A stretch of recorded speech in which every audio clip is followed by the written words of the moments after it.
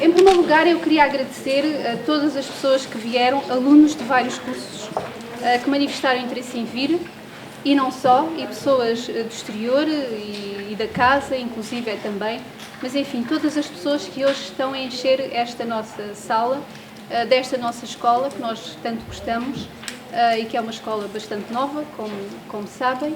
Portanto, é um gosto e um prazer ver este auditório completamente cheio.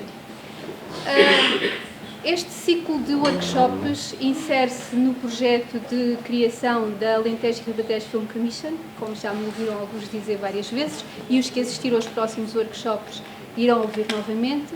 É um projeto da presidência do Instituto Politécnico de Beja, e em que o objetivo é nós começarmos a entrar em áreas ligadas nomeadamente ao audiovisual, à produção de filme, porque temos cursos nessa área, e o Instituto Politécnico de Beja considera que é importante desenvolver essas áreas, conjuntamente também com a atividade turística.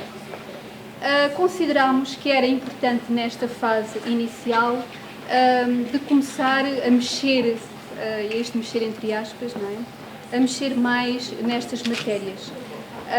E uma das hipóteses, para além do trabalho que os professores vão fazendo e fazem, muito meritório, foi encontrarmos uma empresa, uma parceria com uma empresa da área da formação que trabalha estas áreas com muita precisão, com muito rigor e bastante bem no meu ponto de vista. Portanto, falámos com o diretor das Palavras Ditas, o jornalista Nuno Azinheira, que muitos conhecerão, também na sua vertente mais mediática, não é, da coisa. O que é que isso seja? Não sei o que é, mas quando não fica bem, são aquelas coisas que fica bem. Vertente mais mediática obrigado. Da coisa. E então, falámos com o Nuno Azinheira e encontramos aqui uma forma de tornar, enfim, palpável esta colaboração, e desenvolvemos então este ciclo de 6 workshops. Já por cá passou a Manuela Moura Guedes, a semana passada tivemos o Paulo Garcia, hoje temos o Luís Filipe Borges, e ainda vamos ter mais 3 convidados que, à altura própria, divulgaremos. É um gosto trabalhar com as Palavras Ditas, porque, enfim, cada um dirá bem da sua casa, penso eu, porque se não disser bem da sua casa é uma coisa complicada. Eu digo bem da minha, que é o Instituto Politécnico de Beja, e nós gostamos de trabalhar com os melhores. Portanto, é isso que esperamos deles e é isso que eles têm estado a fazer. Portanto, as coisas têm sido boas para ambos os lados. A semana passada tivemos cá o Paulo Garcia, como já mencionei, tivemos também um auditório cheio, foi fantástico, gostei bastante também. E hoje, de certeza absoluta, que para nos falar de humor, que é uma coisa que eu acho que é super complicada e que eu respeito imenso, porque fazer as pessoas rir sem entrar em lugares comuns é uma coisa muitíssimo difícil, não é fácil pôr as pessoas a rir-se e entrarmos naquela piada brejeira. E se tiver até um aspecto com alguma graça, mas fazer rir efetivamente e com alguma inteligência, isso é algo que me parece extremamente difícil. Portanto, hoje temos o Luís Filipe Borges e espero que ele nos ensine aqui a fazer o pessoal rir um bocadinho, porque as pessoas também precisam, de vez em quando, para quem não sabe fazer o pino em cima da secretária, que é o meu caso. Eu também. Também não fazes. Tenho tentado, mas não sem sucesso. Eu também não.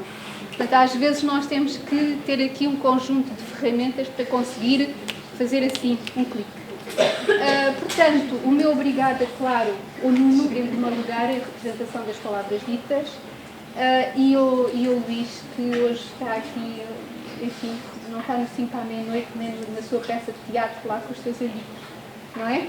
Recente. Como? A peça. Sim, com o Renato Coração da Ruiz, muito recente. Mas pronto, hoje tê-lo aqui, é um prazer e é um gosto tê-lo aqui. Antes, gostava de passar a palavra também um bocadinho para a doutora Sofia Soares, que é a vice-diretora da escola e que também nos queria dizer mais qualquer coisinha. muito rápido. Muito boa tarde. Muito obrigada a todos pela vossa presença. É só para agradecer formalmente, em nome do Instituto Politécnico Beja e em nome da direção da STIG, a vossa presença e, em particular, a Ana Paula, que dinamiza aqui dentro da escola todo este trabalho, e aos nossos convidados de hoje. Muito obrigada pela vossa presença. Espero que se divirtam e que seja por menos agradável esta vida também aqui a Beja. Muito obrigada a todos. Desfrutem. Mais uma vez, muito obrigada. Ok. Então agora que tu faz favor. Muito boa tarde a todos. Obrigado à doutora Sofia, muito obrigado à Depois ficas tu com a Ana Paula e introduzes e eu fico aqui para lá. Obrigado à professora Ana Paula, obrigado também a todos vós. É a quarta vez que aqui estou em Beja. Alguns de vocês já começam das duas uma, a estar fartos de mim ou a reivindicar junto com o Politécnico de Beja uma avença para estarem presentes neste workshop. E vejo com agrado, constato com agrado duas coisas. Por um lado, o Politécnico de Beja me trata muito bem. Na primeira vez que aqui estive, tinha uma garrafa de água em cima da mesa. Na segunda vez tinha duas. Na semana passada tinha três. Eles sabem que eu bebo muita água. Hoje já tenho 5, mas já vi. Portanto, não estou certo que não precisei de mais. Mas pronto, mas pelo menos vejo que... espero que em dezembro, quando tivermos o último workshop, pelo menos desta primeira série, haja um garrafão de 5 litros de água em cima da mesa. Segunda coisa que constato com agrado é que no primeiro workshop que fizemos com a Manuel Marguedes, estavam vocês já a pensar quer em frequências, em exames, quer em praia, outros. Tivemos neste auditório da STIG 40 pessoas interessadas, mas 40, que na semana passada com o Paulo Garcia, na Escola Superior de Educação, tivemos 90, 100, 100 e tal. Hoje temos ainda mais tal do que seria tal. Portanto, temos um número superior ao da semana passada. Estou a crer que em dezembro vai ser preciso instalar uma ecrã gigante no centro de Beja para poder transmitir o nosso último debate, além de estamos aqui no auditório STIG. Portanto, é bom para nós, é muito melhor, creio que pode ser para vocês também, mas para nós que estamos aqui é sempre muito melhor ter uma plateia atenta, esperando nós que não esteja cá obrigada, portanto que esteja por vontade própria e que seja tão interventiva quanto possível. Eu não queria devolver este mimo que a professora Ana Paula, perdoem-me o informalismo da linguagem, que a professora Ana Paula me fez em relação a palavras ditas, mas vou devolver dizendo que é muito bom trabalhar com o Politécnico de Beja. Já o disse isto de outras vezes, portanto quem já ouviu esta lata conversa vai desculpar-me, mas é muito bom trabalhar com uma instituição de ensino que não se fecha em si própria, que está aberta para a sociedade civil, que conhece o papel que tem na sociedade onde está inserida. O Luís Filipe Borges está a fazer magia, porque ele comunica não só verbalmente como não verbalmente também. Já deu à luz, agora abre a Paula, não sei se é a Paula, pode a qualquer momento acontecer outras coisas variadas. Eu não alertei para estes truques quando vim na viagem com ele para cá, mas o Politécnico de Beja tem esta especificidade que eu espero que haja noutros pontos do país, mas que encontrei aqui em Beja, que é esta vontade de não se fechar em si próprio, de saber que é importante proporcionar aos estudantes que aqui estão, dos vários cursos, das várias escolas que compõem o Politécnico, experiências diferentes, experiências completas e que se completem entre si, e também o abrir-se à sociedade, ou seja, não se confinar nas paredes do campus. E isso é particularmente estimulante para nós, sabermos que aqui nesta plateia estão pessoas que não são alunos do Politécnico e que também têm todo o direito de poder usufruir, enfim, quanto mais não seja das pequenas coisas que o Duarte está a fazer, como desligar a luz, abrir aqui as claraboia, enfim, estas coisas fantásticas. Portanto, um agradecimento especial ao Politécnico de Beja, na pessoa da professora Ana Paula Figueiredo, que é esta força da natureza que vocês conhecem melhor do que eu e que eu começo a conhecer e que admiro desde o primeiro momento em que conheci. Está tudo bem? Boa tarde. É toda a gente de Beja? Ninguém é de Beja? Vêm todos de Pinhais, são Pinhais todos. Braços no ar, quem é que não é de Beja? Quem não é de Beja? Tá bem, mas estou a estudar cá, pois. Quem é que é de Beja? Braços fora. Olá. Obrigado. Coisa santa, vai, coisa santa. O meu nome é Luís, sou açoriano. Eu estava a perguntar quem é que é de Beja, porque nós açorianos temos uma afinidade enorme. O Alentejo profundo, porque nós estamos rodeados de mar, vocês estão rodeados de terra, mas no fundo é a mesma coisa. Somos marcados pelos nossos sotaques. Eu já não tenho o meu, mas com defeito na fala, não estou muito por isto, não queria falar disso. Já são muitos anos na capital. Ouvi dizer que há pessoas de direito aqui. Há pessoas de direito, solicitadoria e direito. Estão com vergonha, não é? Eu percebo. Eu sou licenciado em Direito, a única vez que estive em tribunal foi como arguido, portanto, só para começar. Isto para dizer que sou um autodidata. Aliás, a esmagadora maioria das pessoas na minha área são. As nossas proveniências são as mais diversas, vimos de publicidade, comunicação social, até mesmo Direito, às vezes até coisas bem diferentes. E, portanto, Portugal ainda está um bocadinho na fase, pelo menos nestas áreas de audiovisual, um pouco mais alternativas, onde se aprende fazendo. E isto para dizer que não levem como dogma nada do que eu vá partilhar convosco neste bocadinho que vamos estar juntos. Eu vou tentar partilhar convosco ferramentas, dicas que têm sido úteis para mim. Não significa que sejam leis gravadas em pedra e que não tenham exceções ou que não haja caminhos diferentes. Toda a gente aqui tem mais de 18 anos, calculo, não é? Na universitária. Quem? Como? Quem? Há uma pessoa. Mas houve aí uma hesitação. Ok, não é crime, já toda a gente é maior de idade. Esperamos que ela não está ali com um possível problema afetivo neste momento. Quais são os cursos? Só por curiosidade. Turismo. A malta do turismo está determinada, percebe que vai ter emprego. Mais. SM. Como? Educação e Comunicação Multimédia. Coitadinha. Está o multimédia que é mais safado. Mais cursos presentes, só para ter Informática. Mais carrico. Boas notícias. Há pessoas aqui também mais maduras, estou a ver, gosto imenso do estilo deste senhor, tem ali um chapéu. É o estilo da ponha. É a graxa, é o chamado a graxa. Eu não vou dar notas, mas obrigado.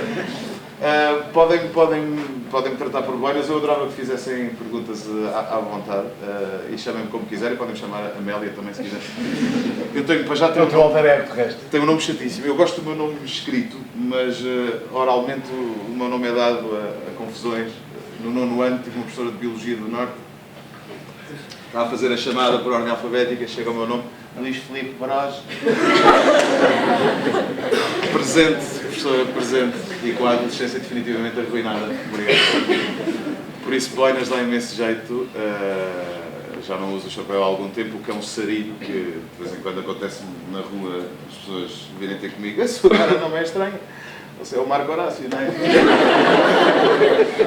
Não, mas é um grande amigo. Mas enfim, chamem-me como quiserem. Eu gostava de falar um bocadinho da minha experiência e gosto sempre de falar das coisas mais horríveis para tirar qualquer espécie de glamour que possa haver, eventualmente idealizado à volta desta profissão. A coisa mais horrível que eu já fiz e que foi fundamental para poder começar este percurso foi escrever sketches para um ator muito mau, fazer um programa chamado A Vida é Bela, que era um programa das tardes da TV, com aquelas plateias de velhas que estão vai, não vai, para receber a carta a dizer que já morreram. Mas é necessário neste meio, é necessário estarmos preparados para fazer coisas que... Temos que compreender que não vamos fazer sempre, nem pouco mais ou menos, aquilo que mais sonhamos fazer na vida. É importante fazer porcaria, entre aspas, para termos a oportunidade, se nos esforçarmos, se formos resilientes, termos a oportunidade de mais tarde fazer coisas que nos dão verdadeiro gosto. Quem é que tem medo de falar em público? Por palmas. Vamos fazer isto por palmas como se fosse stand-up, que é uma coisa mais animada. Toda a gente tem medo de falar em público. Quem é que não tem medo de falar em público? Por palmas. Mas eu tenho detalhes coisas. Eu não consegui perceber, são menos. A menina não bateu palmas nem numa vez nem noutra. Está em cima, bateu em baixo. É tímida. Portanto, tem algum receio de falar em público. Pronto, toda a gente tem. Aliás, eu estou habituado já há meia dúzia de anos a fazer workshops Normalmente é para 20 pessoas e são algumas sessões, não é? Como a formação que o Nuno ainda agora falou, que são pelo menos 3 aulas com uma duração jeitosa, portanto, com 20 pessoas. É completamente diferente de ter aqui 120 pelas minhas contas, que eu gosto sempre de contar cabecinhas, e portanto é um bocadinho avassalador, por muita experiência que uma pessoa tenha, é sempre um pouco assustador levar assim com uma plateia destas, ainda por cima, nesta disposição. Parece-me que vou ser engolido a qualquer momento. Salve seja. Não tenham receio disso. Há uma data de dicas. Imagina que a plateia para a qual vais falar, imagina que as pessoas estão todas nuas. Isso comigo não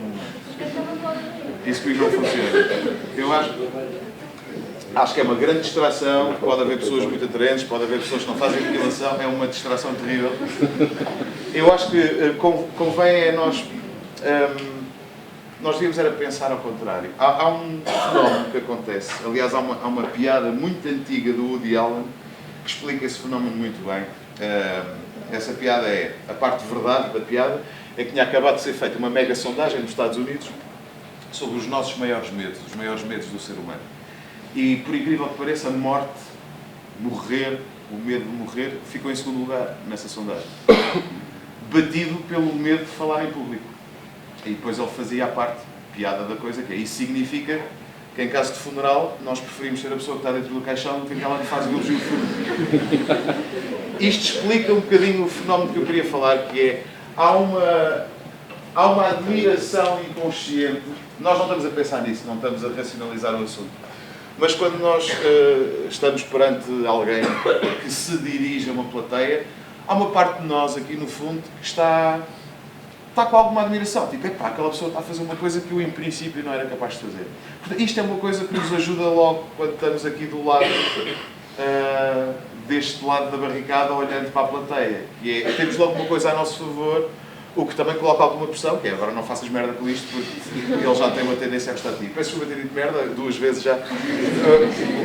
Eu entusiasmo um bocadinho, digo um bocado de palavrões. Eu vou tentar não o fazer, mas se por acaso for um problema, avisem, porque eu entusiasmo mesmo, às vezes. Por acaso, doutora Ana Paula, peço desculpa. Já agora, para a Ana Paula, eu nunca fiz isto, e isto pode correr muito mal, mas a Ana Paula disse que para eu ensinar, as pessoas às vezes precisam de saber fazer o pino, não é? Para distrair os outros.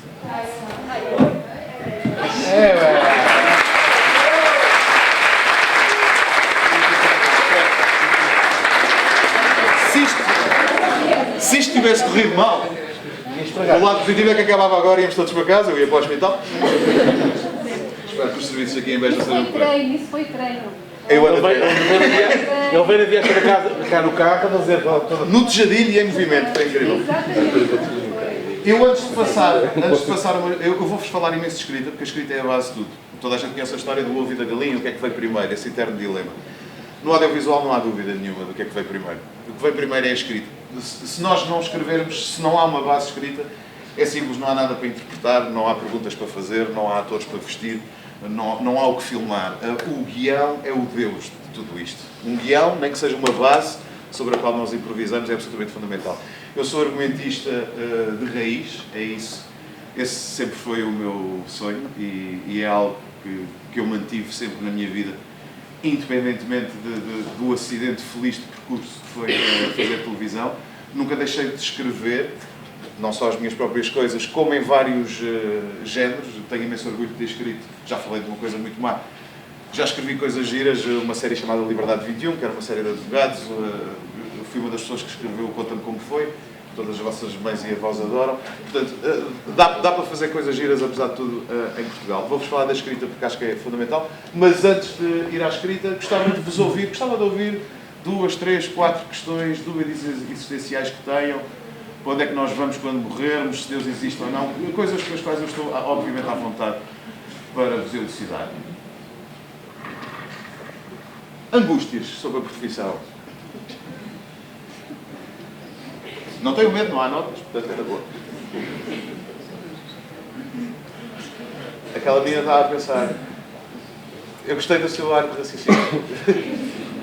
Há pessoas que quando estão a pensar a gente percebe logo que são burras. Porque não se vê nada, não é? Atrás dos olhos não se passa nada. E, no seu caso, está aí em cima e chegou a mim. Houve aqui uma telepatia. Espero que tenha pelo menos 18 anos, não estou em problema. Dúvidas que vocês têm? Há muita gente que acha que no humor, por exemplo, o pessoal aparece. A maior queixa que o 5 para a meia-noite alguma vez teve, e é justificada, é pá, aquilo é sempre tarde, e as horas, e não é propriamente como se nós estivéssemos todos a jogar póquer em casa do Nilton e de repente decidíssemos, ok, estamos fartos, bora lá, e ligássemos o interruptor, ligássemos as câmaras e fizéssemos. Mas muita gente tem a ideia que na comédia é uma coisa, pronto, que a gente chega, senta-se e abre a boca e é o que sair. Não é bem assim, não é? Um talk show, por exemplo, tem 3 pilares fundamentais. O monólogo, e isto não tem nada a saber, os americanos inventaram isto há décadas. O monólogo, que são piadas sobre a atualidade, a parte da entrevista, claro, que é a alma do talk show, senão não se chamava talk show, e normalmente uma atuação musical. Depois, para recheio, vai um sketchzinho, vai uma surpresa ao convidado, enfim, isso é tradicional. A entrevista é óbvio que não é escrita, não é? Embora os americanos combinam imensas coisas, eles são brilhantes a fazer. Os americanos, além de terem, para vocês terem uma ideia, o Conan O'Brien tem 18 argumentistas, o Jay Leno tinha 42, o cabrão, o Jon Stewart, que é o meu ídolo, 14, no 5 à meia-noite nós temos em média 2,5. Há um anão ótimo que escreve para todos. 2,5, 3 no máximo. E há uma coisa que nós não fazemos, que é nós não combinamos as entrevistas. Podemos, às vezes, com um convidado com quem não temos assim tanta confiança, que, olha, estou a pensar fazer esta brincadeira contigo, explicamos-lhe a base da brincadeira, para ver se ele aceita ou não, e depois siga, a partir daí. Na América eles combinam mesmo, eles combinam as histórias que vão contar, eles combinam... Quando são comediantes, vocês vão reparar nisto, um comediante, quando é convidado num talk show, o apresentador, que também é comediante, só lá está para contracena. Só lá está mesmo para dar as deixas. O que eles fazem é aquilo tão bem que resulta, mas até tira um bocadinho a magia da coisa, quando nós começamos a perceber que aquilo está tudo combinado. Epá, eu tenho piadas sobre a Madonna, a Madonna está em digressão na Rússia e o vice-primeiro-ministro russo diz que ela é uma prostituta velha. Pergunta-me sobre isto. E o Conan O'Brien diz, viste aquela coisa, o vice-primeiro-ministro russo disse que a Madonna é uma prostituta velha. Sim, mas a Madonna respondeu logo, eu não sou velha. Eles combinam as coisas. Nós aqui temos é a história dos pobrezinhos mas honrados, mas temos pelo menos o mérito em Portugal de, como há pouquíssimos ovos para fazer omelete, nós somos obrigados a ser mais criativos e mais espontâneos. Agora, dito isto, obviamente as entrevistas não são combinadas e obviamente não são escritas, não é? Seria ridículo. É preciso ter cuidado com uma coisa. Tu, quando preparas uma entrevista, pesquisas sobre o convidado, tu não vais seguir os teus tópicos independentemente do que acontecer. Quer dizer, se à segunda pergunta, sabes que o teu convidado foi aos Estados Unidos e perguntas sobre isso, porque pesquisaste sobre o assunto. Estiveste na América, agora não foi. Se o convidado responder, sim, estive na América e fiz uma investigação relâmpago com a CIA e sei quem é que matou o Kennedy. A tua reação a isto não pode ser que giro. E a tua cor favorita qual é? Não é? Nós temos que ir com aquilo que o convidado nos dá. É um grande clichê, mas as conversas são como as cerejas. Portanto, vamos abrindo gavetinhas numa imensa escrivaninha e podemos voltar àquele assunto mais tarde. Deixamos aquela gaveta entreaberta, mas se a conversa nos der outro tópico, temos que ir por aí. Não, temos que ir por aí, como é óbvio. Desculpa, eu estou recuperado de uma intenção alimentar e ainda estou assim meio aluado. Eu gostava que vocês me dissessem qual é a principal... Vocês têm que apresentar muitos trabalhos oralmente, perante plateias. Então, falem-me um bocadinho... Caramba.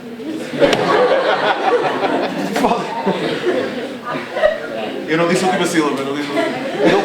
Não contou. Falem um bocadinho das vossas angústias. É isso o mais difícil para vocês do percurso universitário, que é a ressaca a seguir a festa da cerveja? O mais difícil é ter uma apresentação oral para fazer perante a plateia? Quem é que disse sim? Quem é que disse sim? Foi aquela menina morena? Não. Porquê? Estão com Onde é que está a menina que eu não vejo? Estás com vergonha. vergonha. Porquê? Já disseste sim agora. Eu só vejo uns olhinhos assim. São aqueles olhinhos, são aqueles ali. Mas ela é muito interventiva. Vá lá, Andreia. Foi a Andreia? Andreia, pronto, Andreia, vá, uma salva de palmas para a Andreia.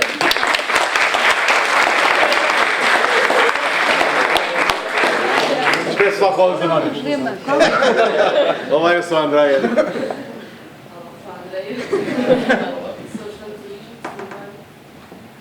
para mim é a parte mais difícil do académico até agora, porque tenho pânico à apresentação orais e a falar com pessoas. Não é uma leve insegurança, é mesmo pânico. Pânico. Mas tens tipo, sem brincadeira, tens alguma espécie de ataque de ansiedade? Ficas, ok, tens uma reação física. Estás em turismo. À vossa direita está os Mouros. Vais ter que lidar com pessoas. A tua vida. O que é que te levou para o turismo? Isto agora transformou-se em terapia de grupo, vamos fazer aquilo. O que é que te levou para o turismo, André? Sinceramente, não sei. Estás no segundo ano, acho que estás a tempo de mudar. É boa já não, são só 3 anos já. E como é que combates? Pois é, eu ainda sou do tempo. Em que eram 4 ou 5 anos. Estou a ficar velho, é pré-boleia. Exatamente. O que é que fazes para combater essa ansiedade quando estás perante uma apresentação?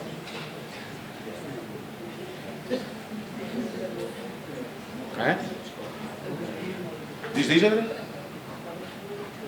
Ela tem um tique. Ela começa a fazer só cabelo. O que é chato, porque há homens muito estúpidos.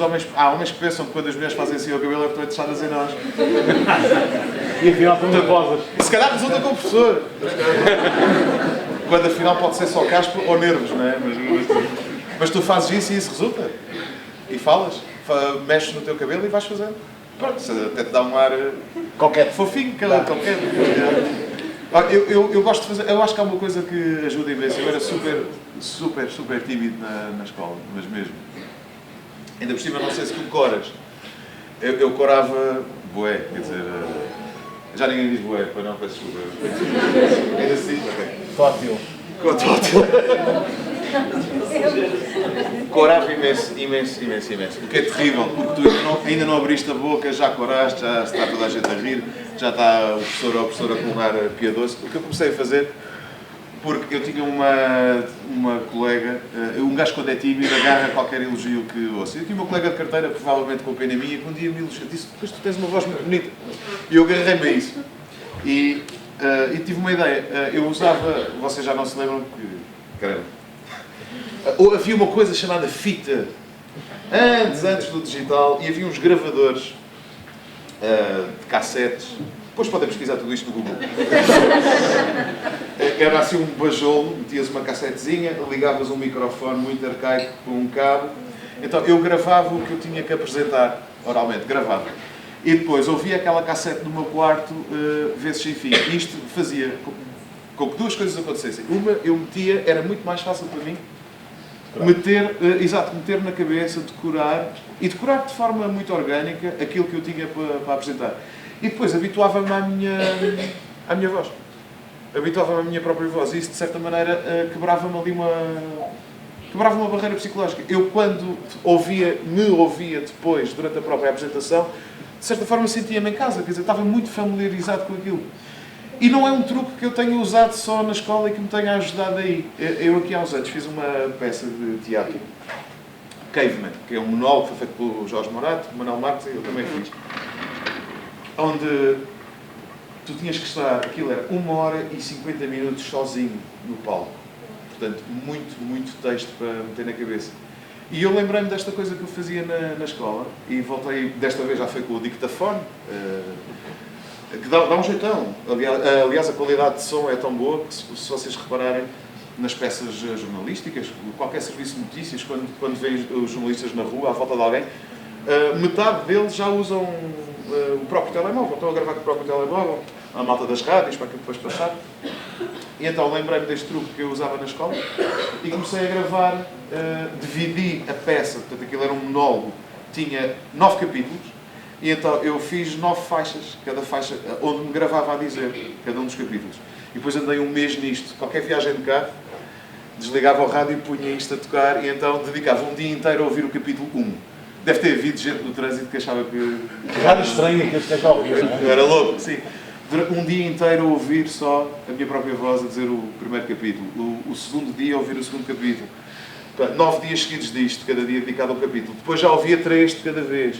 E ajudou-me brutalmente a decorar. Brutalmente. A decorar?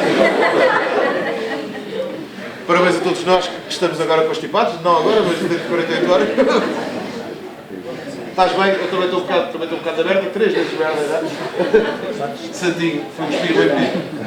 Foi um espirro em mim. E além da Andreia, mais angústias. E obrigado, André, pela tua participação. Mas há uma coisa engraçada. Super tímida e foste a primeira pessoa a perguntar e perguntaste isso sem medo nenhum. Uma salva de palmas para a André. É boa aluna, André? É boa aluna? É bom, É boa aluna? mas eu tenho uma pergunta também. Tenho. Ana Paula, força. Tem que ser. Eu não sei se consigo fazer o que outra vez, mas... Não, agora é espargata. Eu e o Nuno não temos essa hipótese. Eu arriscava fazer, mas desejo imenso ser pai, por isso não queria... As calças. A minha pergunta é o seguinte. Eu disse há bocadinho que o humor para mim é algo extremamente difícil e respeito imenso a profissão. Porque hoje em dia é que começaram a aparecer. Hoje estava a falar com a Susana por causa disso. Nós tivemos um tempo em que tivemos o Herman. O Herman era o máximo, era o único, talvez era aquele que conseguia sair fora da caixa. E não tivemos muito tempo, talvez a maior parte das pessoas que estão aqui pela idade já não terão acompanhado o Herman nos seus tempos áureos, mas tínhamos o Herman, pronto, que era de facto o grande humor. Ele é o Eusébio do humor. Sem dúvida. Com a vantagem de que ainda joga, não é? Não sei se é vantagem, se é desvantagem neste momento. Eu, neste momento não sei muito bem se é vantagem. é vantagem. Eu não sei, do lado de cá, percebes, é a minha opinião. Eu admirava imenso o Herman e hoje em dia eu acho que o Herman, por razões que, enfim, que são as opções dele... Mas como intérprete, como ator de comédia, continua a ser genial. Mas falta-lhe, no meu ponto de vista, vulgarizou demasiado determinado tipo de piadas. Portanto, ele tem bonecos que são bonecos fantásticos e que hão de perdurar no tempo, pela inteligência, por aquilo que transmitem, por serem tipos sociais, etc, etc. Mas hoje, quando nós o vemos em palco, no meu ponto de vista, já disse isso a ele, que acho que ele devia, enfim, ser um bocadinho mais criativo, não sei. Mas pronto, isso só ele dirá respeito. Contudo, o que eu estava a dizer é que, a partir de uma determinada altura, nós tivemos aqui uma quantidade de humoristas que começaram quase que a nascer como cogumelos. Foi aquele programa de stand-up comedy. E a partir daí foi um boom de pessoas. Contudo, Hoje em dia é mais fadista. A gente tropeça numa pedra, sai um fadista. Ou nutricionistas também há muito. Nutricionistas. Também. Então, mas eu continuo a achar que para se fazer humor é complicado. Fazer as pessoas rir. Fazer as pessoas rir é complicado. Alguém viu o boom?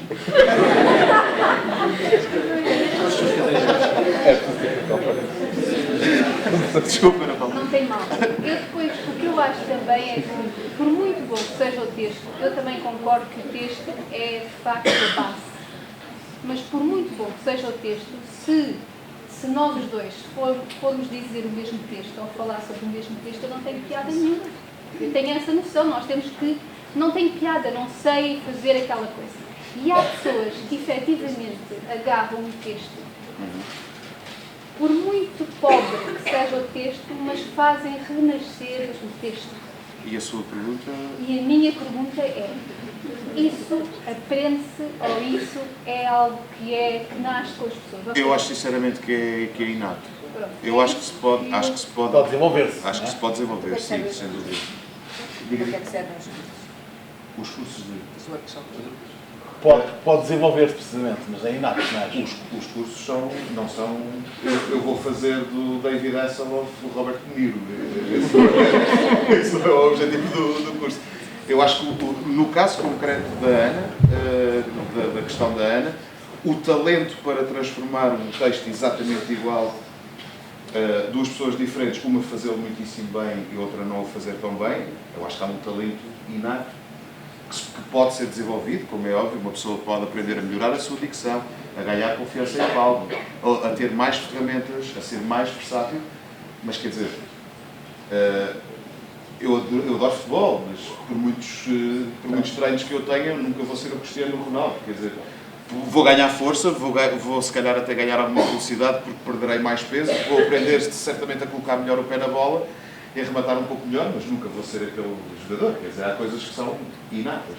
Podes começar por fazer uma estátua como tu fez.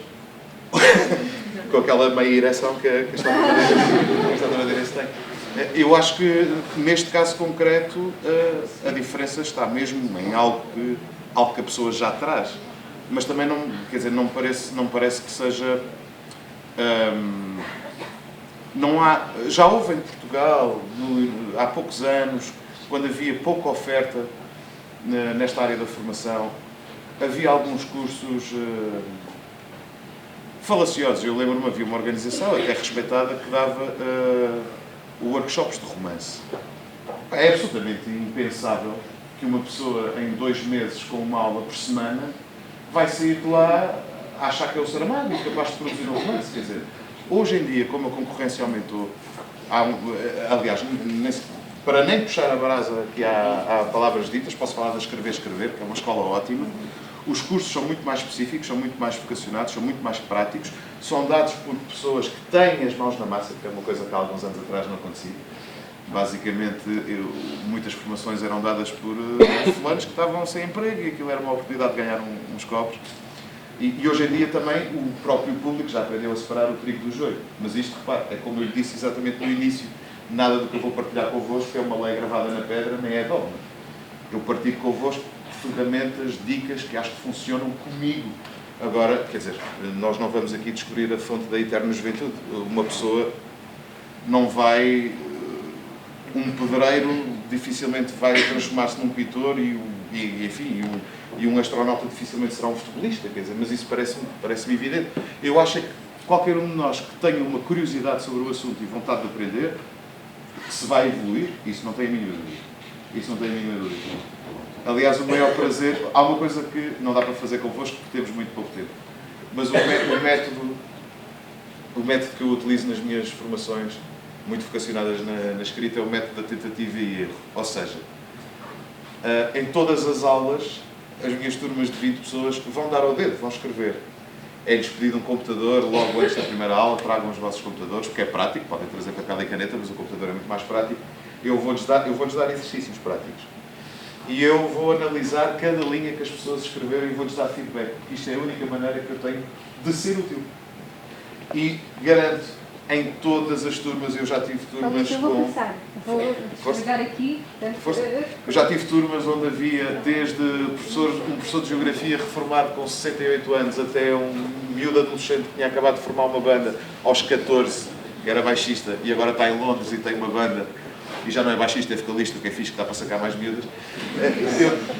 Das turmas mais transversais, há sempre 2, 3 pessoas que nem imaginam o potencial que têm e que se destacam. E a melhor coisa que eu posso dizer em resumo de tudo isto é que os meus argumentistas até hoje e nos últimos 6 anos, desde que comecei a dar formação, todos os argumentistas que eu tenho tido nas diversas séries do 5 à meia-noite e em outros projetos meus foram meus alunos. Portanto, isto é a coisa que eu posso dizer.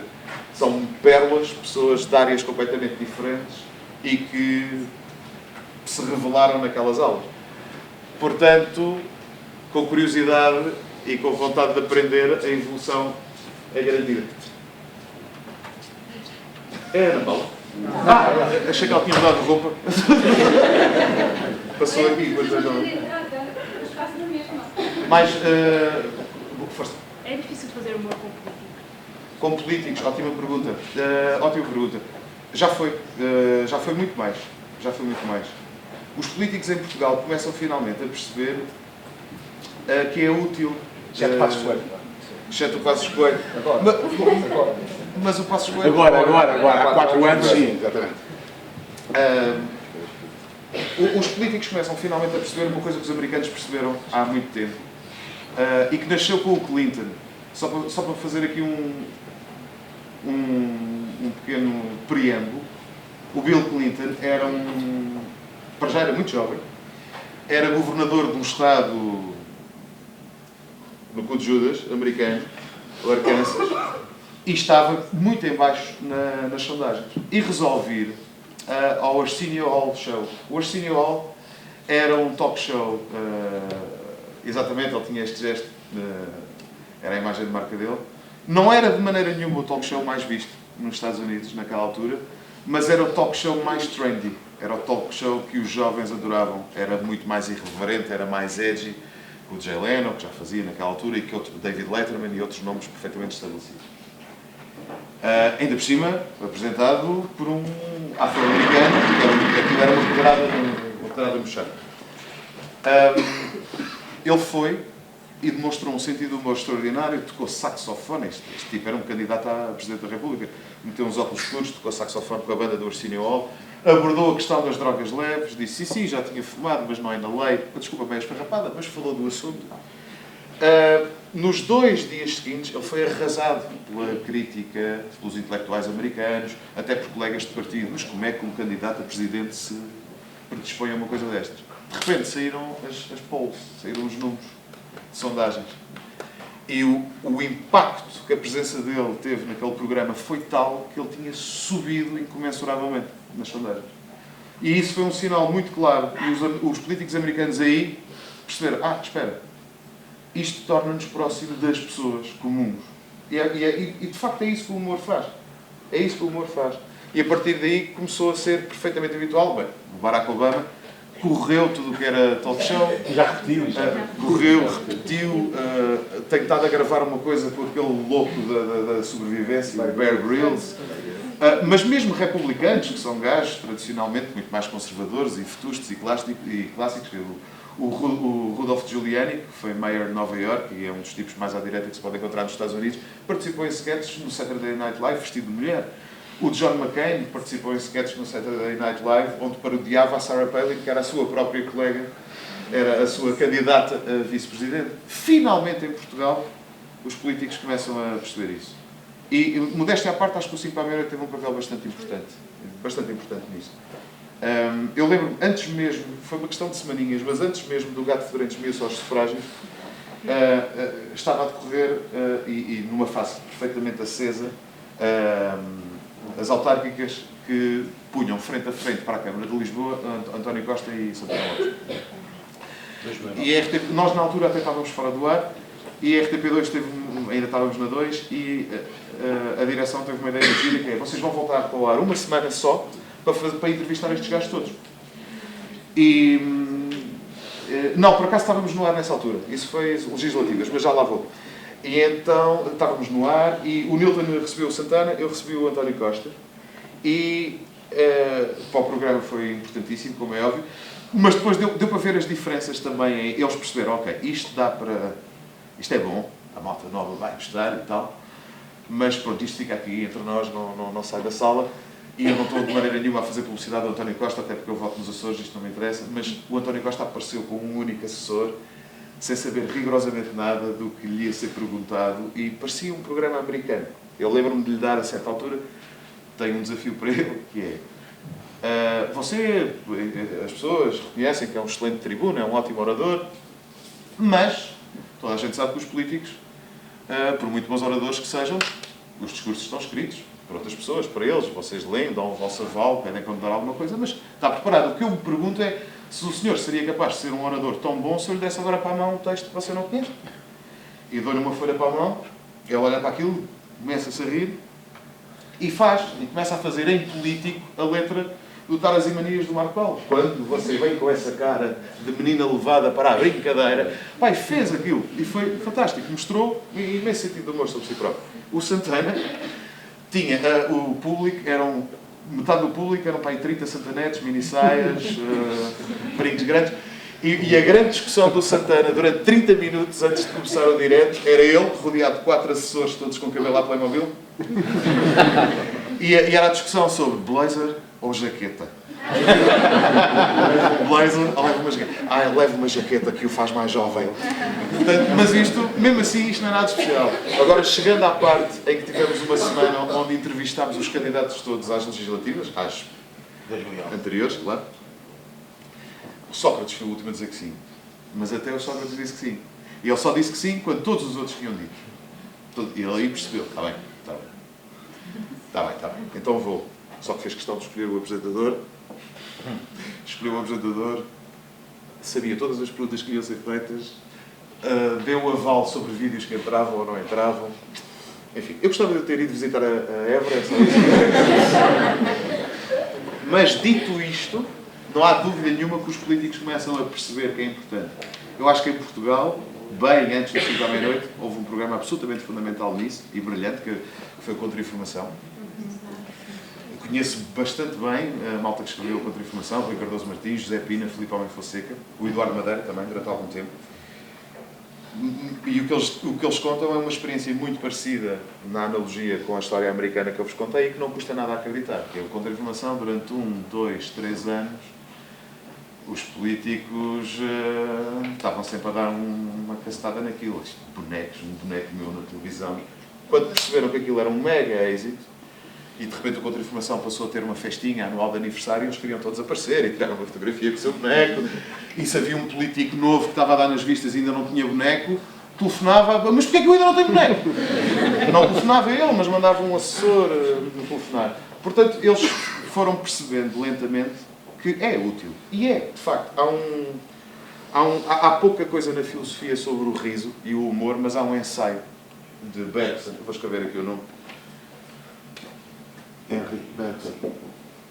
É um ensaio sobre o riso, onde este filósofo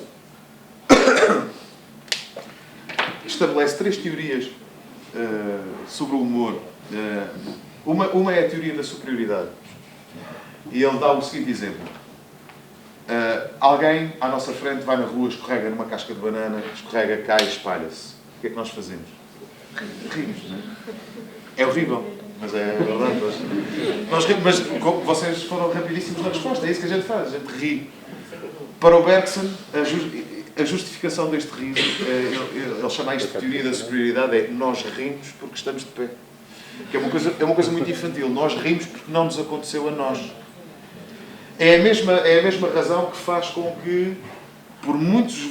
Pai, eu estou à beira dos 40 anos, se algum de vós, como aparentemente parece ter acontecido há bocado, se algum de vós rasgasse agora aqui um gás de 10 segundos, eu ia-me partir a rir, pá, o Woody Allen escreveu as coisas humorísticas de maior qualidade na história da humanidade e um peido continua a ser irresistível, não é? Continua a ser irresistível.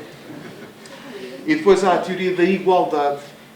A teoria da igualdade é tirar do pedestal imaginário onde essas pessoas se encontram os chamados poderosos. E é aqui que os políticos começam a perceber a importância do humor. Ou seja, nós seres humanos comuns, com lutas diárias, com dificuldades às vezes para chegar ao fim do mês, com a nossa vida sujeita a ditames muito superiores a nós gostamos que o poderoso seja provocado. O político, o rico, o ultra famoso. E, portanto, se há alguém que cumpre a função de os tirar, nem que seja por breves momentos, do tal pedestal imaginário, porque estas pessoas fazem xixi e cocó como todos nós, não é? Mas há um pedestal imaginário onde elas se encontram. Quando alguém cumpre a função de destruir esse pedestal durante uns momentos, o poderoso fica, de repente, da nossa altura, não é?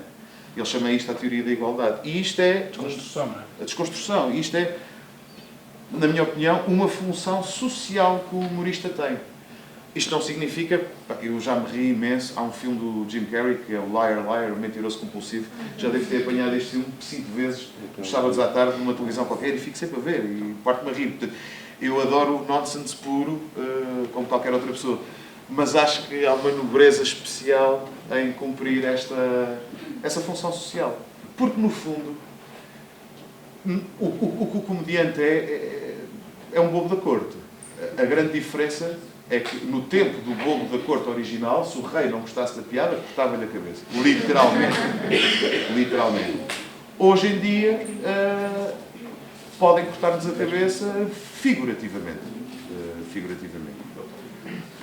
Podes deixar de trabalhar, começas a trabalhar menos, ou começas a ter mais dificuldade em entrar neste sítio ou naquele. Mas pronto, enfim, mantens a cabeça sobre os ombros, já não é mau. A tua pergunta diz... diz-me Era muito complicado fazer humor com política. Não, a tua pergunta era ótima, queria só decorar o teu nome. Catarina. Catarina, e o teu curso tinhas dito há bocadinho? SM. Educação e Comunicação Multimédia. Belíssima pergunta. Alguém se diz? Eu sou licenciada em Ciências da Comunicação, ao contrário da Maria aqui não estudei cá. Gostaste onde? Curiosidade. Não dá. Ok. Estava cá. A minha pergunta é se calhar já um bocadinho batida, já deve estar farto de ouvir falar, mas. E pegando também um bocadinho no. Só drogas leves e é preciso que alguém enrole para não ser embora. Era isso?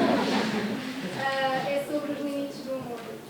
Tendo em conta as últimas polémicas e agora a mais recente, que acredito que esteja a par, sobre o Marinho e Pinto querer processar a Ricardo Luz Pereira, por causa de um sketch que ele passou, por acaso super engraçado, a meu ver. E a minha pergunta é se de forma é que estas polémicas acabam por influenciar o vosso discurso em público, inconscientemente ou não, de que forma é que isso pode influenciar e se realmente, acredito que a opinião seja que não há limites para o humor, mas gostava de ouvir sobre isso. Nada batida e é uma belíssima pergunta. E eu estou só aqui a pensar um bocadinho, porque eu tenho tanta coisa para dizer que estou a pensar, estou a ver de que forma é que eu não vos ocupo o resto do dia com isto. Belíssima pergunta. Rita, belíssima pergunta. Vou começar por uma coisa um pouquinho, se calhar, chocante. Eu acho que há. Eu acho que há. Eu acho que há, mas vou tentar explicar isto. Eu acho que há, também sei que estou muito sozinho nesta opinião. Eu acho que há, mas é o bom senso. Agora, o bom senso não é uma coisa, não dá para definir parâmetros rigorosos e objetivos do bom senso. Mas para dar um exemplo, eu gosto de dar este exemplo prático. É que eu vejo imensos comediantes em Portugal. A questão do Marinho Pinto, o Marinho Pinto é uma prostituta da fama. O Marinho Pinto faz o que for preciso para aparecer. Enfim. Eu, por acaso, eu sei da notícia, não vi o que o Ricardo fez, mas tenho a certeza que o Marinho Pinto viu ali mais uma oportunidade de cavalgar um bocadinho de atenção. A frase é dele, ele é que diz, o Marinho Pinto é que diz, tem que se mudar esta lógica de se mijar sempre mesmo penico. E ele pôs uma fotografia do Marinho Pinto num penico, um tipo de costas a mijar para 2 penicos e para um penico ou terceiro penico estava a fotografia do Marinho Pinto. De certa forma, o argumentista desse sketch foi o Marinho Foi Pinto. para o Marinho Pinto, exatamente. Mas vocês lembram-se, aqui há uns anos, a tragédia na Madeira? Aqueles temporais, morreu uma data de gente. Uma data de gente. Eu vejo imensos comediantes em Portugal que gostam muito nas entrevistas de parecer super cool e dizem que não há limites para o humor. E eu estou a falar de entrevistas antes até do Charlie Hebdo. O exemplo que eu gosto de dar é, eu queria ver um único desses comediantes que diz isso, se tivesse um late night para fazer na noite do dia em que aquilo aconteceu na Madeira, queria ver um deles a fazer uma piada daquele assunto. Portanto, para mim, há uma grande diferença entre garganta e ação. E, honestamente, na minha opinião, que graça é que tem? Que graça é que teria? Quer dizer, acabou de morrer uma porrada de gente num sítio tão próximo de nós, no nosso país, quer dizer, what's the fucking point, sinceramente? Só que, pronto, também é verdade, há uma subcultura no entretenimento português, pá, que vale o que vale. Mas há um trend imenso nos últimos anos que é o humor negro. Infelizmente, na minha opinião, o ênfase está no negro, só. Mas pronto, há imensos miúdos que acham imensa piada. Uau, que chocante, que radical, que... Pois, mas tem piada? Não sei, há um provérbio árabe que eu estava a ver se me lembrava. Se calhar não vou consegui-lo dizer... dificilmente vou consegui-lo dizer na perfeição, mas é qualquer coisa do género. Antes de abrires a boca, pensa em 3 coisas. É útil o que tu vais dizer? É útil? Fará a diferença? É necessário? Qualquer coisa deste género. Eu acho que isto deve ser aplicado no humor também. Fogo, eu não estou a dizer... Já cometi erros 1000 vezes, quer dizer, eu, os meus colegas, tantas vezes, quer dizer, mas isso faz parte do risco. Faz parte do risco. Tu estás a fazer um monólogo no início de um talk show, tens 10 ou 12 piadas para dizer, para já as 10 ou 12 não vão ter piada, e muitas vezes o mais engraçado é como é que tu descalças a bota, não é? Porque ainda por cima estás em direto. E aí há um gajo que eu acho absolutamente genial e que recomendo a toda a gente, que é o Conan O'Brien, que vocês podem ver todos os dias na SIC Radical. O mais fixe para mim no Conan O'Brien, às vezes eu até acho que ele pede piadas foleiras só para se poder safar delas depois, porque vê-lo a safar-se das piadas é o melhor. É o melhor, é o melhor, é o melhor. É o melhor. A maneira como ele improvisa é genial. Tipo, ele faz a piada não corre muito bem, o público faz assim, porque E ele, bom, palminhas de golfe, ok. Eles não gostaram, mas acham que eu mereço continuar. Pá, vê-la safar-se das más piadas é que é engraçado. Mas isto vai-te acontecer. Tens 10 ou 12 piadas para fazer, algumas não vão ter graça e se calhar algumas vão ser injustas. Claro que isto acontece. É matematicamente impossível tu não cometeres uma injustiça aqui e ali. Agora, esta coisa de pensar, isto que eu vou dizer é útil, acrescenta algum interesse, é necessário, acho que é um teste que devia ser feito mais vezes. Mas pronto, há esta coisa, o humor negro e tal, que radical que eu sou por dizer coisas sobre bebés mortos e pedofilia e cancro. Tudo bem, queria ter a ver na própria noite de um acontecimento trágico a fazeres isso na televisão perante uma plateia e mais não sei quantos milhares de pessoas em casa. Portanto, tenho as minhas dúvidas. Isto é a parte 1. Portanto, eu acho que há um limite, mas esse limite é o bom senso.